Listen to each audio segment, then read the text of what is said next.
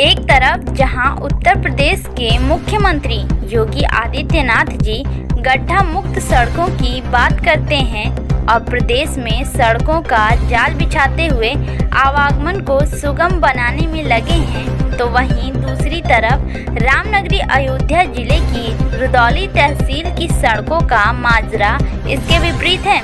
जी हाँ, हम बात कर रहे हैं अयोध्या जिले की रुदौली तहसील क्षेत्र की, जहां एक सड़क पूरी तरह से जर्जर कीचड़ से भरी गड्ढा युक्त हो चुकी है और इसी सड़क पर क्षेत्र के राहगीर आवागमन करने को मजबूर हैं, लेकिन पीडब्ल्यूडी सहित अन्य जिम्मेदारों के कान पर जूं तक नहीं रेंग रही है।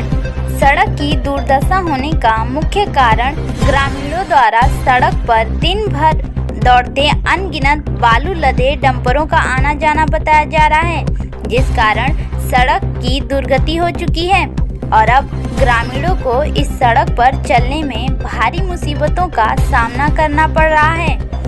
इस बाबत ग्रामीणों का यह भी कहना है कि बालू के ठेकेदारों से जब इस संबंध में कहा जाता है तो वे धौंस दिखाते हुए कहते हैं कि हमने सरकार को रोड टैक्स दिया है और पीडब्ल्यूडी विभाग को भी हम पैसा देते हैं। मौजूदा हालत ये है कि रोज स्कूल जाने वाले नौनिहाल भी इसी कीचड़ भरी सड़क से आते जाते हैं और आए दिन गिरकर चोटिल होते रहते हैं। यहाँ तक कि क्षेत्र के युवक का हाथ भी इसी कीचड़ भरी खराब सड़क पर गिरकर टूट गया, लेकिन अभी तक इस सड़क की मरम्मत कराने या इसे फिर से बनाने की पहल शुरू नहीं हो पाई है। मामला रुदौली तहसील क्षेत्र के ग्राम अख्तियारपुर चौराहे का है, जहां राष्ट्रीय राजमार्ग 28 टाटी बाबा मंदिर मुजफ्फरपुर चौराहे से निकलकर एक सड़क अख्तियारपुर, शहबाजपुर, मुतौली, नैपुरा सहित अन्य कई गांवों को जोड़ती है, लेकिन आज यह सड़क खुद अपनी बदहाली पर आंसू बहा रही है। पता नहीं इस सड़क के दिन कभी बहुरेंगे भी या नहीं। देखें हमारे प्रदेश संवाददाता की रिपोर्ट। खबर हलचल न्यूज में मैं राज यादव। मैं आपको बताऊं, इस वक्त हम अयोध्या जिले के रुदौली विधानसभा में ग्राम अख्तियारपुर में खड़े हैं। हम आपको बताना चाहेंगे, जो सरकार बड़े बड़े दावे कर रही है गड्ढा मुक्त सड़कें, तो आज हम आपको गड्ढा मुक्त सड़कों के दर्शन करवाएंगे। सबसे पहले आप सामने देखिए, ये है गड्ढा मुक्त सड़कें। जैसा कि आप देख रहे हैं, ये गड्ढा मुक्त सड़कें हैं। अभी हमने आपको गड्ढा मुक्त सड़कें दिखाई हैं और आपको और भी जानकारी दे दें कि ये जो सड़क है, यहां से लेके 4 किलोमीटर की सड़क है। ये प्रधानमंत्री ग्राम सड़क योजना के अंतर्गत बनाई गई है। और एक जानकारी और देना चाहेंगे आपको हम कि ये जो जहां पर मैं खड़ा हूं, ये सड़क मेन हाईवे से लेकर के यहां तक ये पीडब्ल्यूडी द्वारा बनाई गई है। और इस सड़कों के हालात आपने देखे कि किस तरीके के गड्ढे हैं। यहाँ पर गांव वालों का निकलना दुभर हो रहा है। आए दिन स्कूल के छोटे छोटे बच्चे इसमें गिरते पड़ते रहते हैं। कई लोग यहाँ चोट भी खा चुके हैं और कोई एक व्यक्ति है जो हमें जानकारी मिली है जो गिरकर उनका हाथ भी फ्रैक्चर हो गया है। आइए हम उनसे बात करेंगे और यहाँ के कुछ गांव के लोग हैं, उनसे भी जानकारी लेंगे कि आखिर यहाँ की क्या व्यवस्था है और सड़कों की क्या हालात हैं। तो हमारे साथ वो सज्जन जुड़े हुए हैं जो इसी सड़क पर गिर गए हैं। गाड़ी से गिरे थे ना भैया आप? और उनका हाथ पूरा फ्रैक्चर हो गया और देख सकते हैं आपकी प्लास्टर भी बंधा हुआ है। भैया परिचय दीजिए, आपका क्या नाम है? राम महेश वर्मा, अख्तियारपुर। ये चोट कैसे लगी आपको? वो गाड़ी से गिर गए ना, स्लिप काट गए। स्लिप काट गए? कहाँ पर गिरे थे? ये आगे भट्टा के पास। भट्टा के पास गड्ढा था, वहाँ पानी भरा हुआ था? गड्ढा था। ये पूरी सड़क यहाँ से लेके ऐसी ही है? हाँ, ऐसे। कहाँ से है ये हाईवे से है। हाईवे से लेकर यहाँ तक? ये इतने गड्ढे किस वजह से हैं? ये ट्रक डंफा चल रहे हैं, ट्रक चल रहे हैं, इसीलिए बालू के डंपर चल रहे हैं, उनकी वजह से इतने गड्ढे हो रहे हैं। इसकी शिकायत आप लोगों ने कहीं की है? अभी नहीं किया। जैसे कि आप देख रहे हैं, ये अभी डंपर आप देख रहे हैं कि ये बड़े बड़े डंपर जो बालू लाद कर यहाँ से निकलते हैं। इसी वजह से गांव वालों का भी यही कहना है कि इसी वजह से ये सड़कों में इतने बड़े बड़े गड्ढे हो गए हैं, जिसमें आए दिन जनता गिरती पड़ती रहती है, नुकसान होता है, गाड़ियां भी टूट जाती हैं, लोगों के हाथ पैर भी टूट रहे हैं। आइए हम और भी कुछ गांव के लोगों से बात करेंगे और जानेंगे कि आखिर इसकी कहाँ इन्होंने कहीं शिकायत की है नहीं। भैया परिचय दीजिए आपका। मेरा नाम उदयराज है। यही पड़ोस में जहांगीराबाद का निवासी हूँ। और ये रास्ता तो इतना दुर्लभ है, इतना खतरनाक हो गया कि आए दिन हादसे होते रहते हैं। अभी परसों की बात है, हमारे एक मिलने वाले हैं ग्राम धौरहरा के, वो अपनी पत्नी को लेकर आ रहे थे और यही इसके आगे जो गड्ढा है उसमें गिर के उनका यहाँ से कमर टूट गई उनकी। अच्छा, कमर टूट गई हाँ। उनकी। तो लखनऊ में एडमिट है आज। अच्छा, तो ये जो आपके यहाँ गांव में इतने बड़े बड़े गड्ढे हैं सड़कों पर जी। इसकी कहीं आप लोगों ने शिकायत की? कहीं हाँ, जाकर शिकायत की थी, लोगों ने की थी, प्रधानों ने की थी, लेकिन यहाँ तक कोई निस्तारण नहीं हुआ। कोई निस्तारण नहीं हुआ। जैसा कि गांव के लोगों का कहना है, गांव के लोग बता रहे हैं कि कई बार इसकी शिकायत भी की गई है, लेकिन अभी तक इस सड़क का कोई निराकरण नहीं हुआ है। क्या प्रशासन यहाँ पर कोई बड़ी दुर्घटना का इंतजार कर रहा है, या किसी की इस सड़क पर गिरकर मौत हो जाएगी तब प्रशासन जागेगा? मेरा नाम मनीष यादव है, मैं नयपुरा ग्राम निवासी हूँ। दरअसल बात इस रोड का डैमेज होने का कारण ये है, यहाँ पे गाड़ियां चलती हैं। उसका कारण ये है कि ये खनन क्षेत्र है। यहाँ से 4 किलोमीटर आप जाएंगे तो बंधा पड़ता है, वहां पे उसके बाद में नदी शुरू होती है। वहां पे सरकार द्वारा टेंडर निकाले जाते हैं। तो इसमें बात यह है कि अगर टेंडर निकाले जाते तो सरकार के राहत कोष में, खनन के राहत कोष में भी पैसा जमा होता, रोड टैक्स लेती है हर कॉन्ट्रैक्टर से, बकायदा टैक्स वसूला जाता है। आज 3 साल से टैक्स जमा हुआ है जो खनन राहत कोष में, उसका कोई भी ब्यौरा कहीं पे नहीं है। ठीक, फिर अगर सरकार जब यहाँ पे टेंडर निकालती है, उसको पास करती है, तो इस रोड की मजबूती उसी हिसाब से उसको बनवानी भी चाहिए। ये किस तरीके का रोड बनवाया गया है, जब सरकार ने किस तरीके से टेंडर पास कर दिया यहाँ पे, कि जब रोड देखी नहीं कि उसकी गुणवत्ता क्या है और गाड़ियां ऐसे ही चलवा दी। सरकार नहीं जान रही है कि जब टेंडर होगा बालू का या किसी भी चीज का होगा, जो गन्ना लग रहा है यहाँ पे, अगर टालों से गन्ना जाएगा तो उसका वेट भी तो होगा। एक्चुअल इसकी क्वालिटी होनी चाहिए कि ये वेट झेल सके। ये वेट झेलने में असमर्थ है। तो इसमें पूरा का पूरा जो मामला है वो रोड वालों का है कि रोड वालों ने उस गुणवत्ता से रोड ही नहीं बनाया हुआ है ये।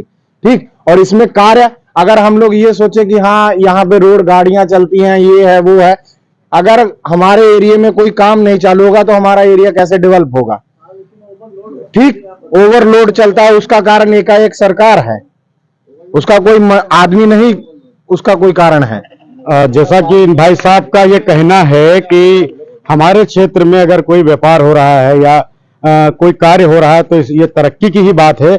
लेकिन अब सवाल ये उठता है कि जो यहाँ पर कार्य हो रहा है, जैसे बालू की बात बता रहे हैं कि वहां से बालू निकल कर जाती है इसी रोड से, लेकिन जो इनका कहना है वो भी कहीं ना कहीं वाजिब है कि उसी हिसाब से, उसी मानक के हिसाब से सड़क को बनवाया जाए।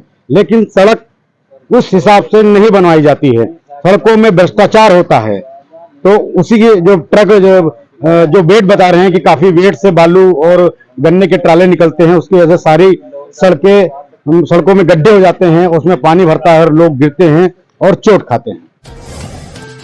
क्या कहना चाहेंगे, अगर इस सड़क पर गिर गए, इतने बड़े बड़े गड्ढे हो रहे हैं और पानी गिरता होगा तो पूरा पानी भर जाता होगा सड़क पर, अगर कोई गिर गया और उसकी मौत हो गई? डेली लोग एक न एक गिरते हैं, गड्ढे हैं, वो गड्ढे डंपर वाले जो हैं चला के इसी गड्ढे होते हैं। और आए दिन जो बगल बच्चे भी विद्यालय है वहाँ निकलते हैं, गिरा करते हैं, तो सरकार कोई ध्यान नहीं दे रही है। सरकार ध्यान नहीं दे रही है, कोई ध्यान नहीं दे रही है। इसकी शिकायत 1-2 लोग पहले किए हैं, लेकिन सरकार के निगाह में काम नहीं हो रहा है।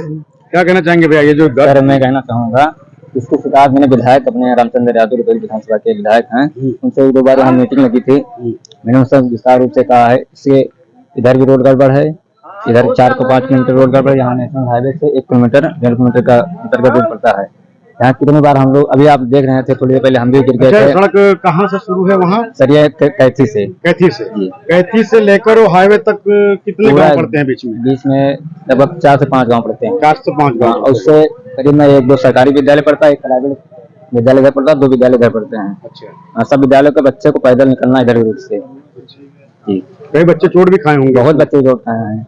इसकी शिकायत हमारे होटल वाले भैया 2 बार 3 बार विधायक से कहते, तहसीलदार को लिखा के भी रखे हैं कागज, लेकिन कोई कार्रवाई नहीं हो रही इस पर।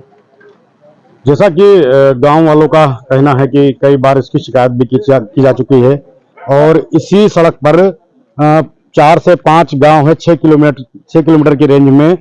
2 विद्यालय इधर पड़ता है बता रहे हैं और 2 विद्यालय इधर पड़ता है। छोटे छोटे बच्चे पढ़ने के लिए आते हैं, वो इसमें गिरकर चोटिल होते रहते हैं। तहसीलदार सब लोग करवा चुके हैं, हमारे पास पड़ा हुआ है। अच्छा, जो आपने शिकायत की थी ये सबकी रिपोर्टें लग चुकी है इस पे और काम कोई नहीं हुआ।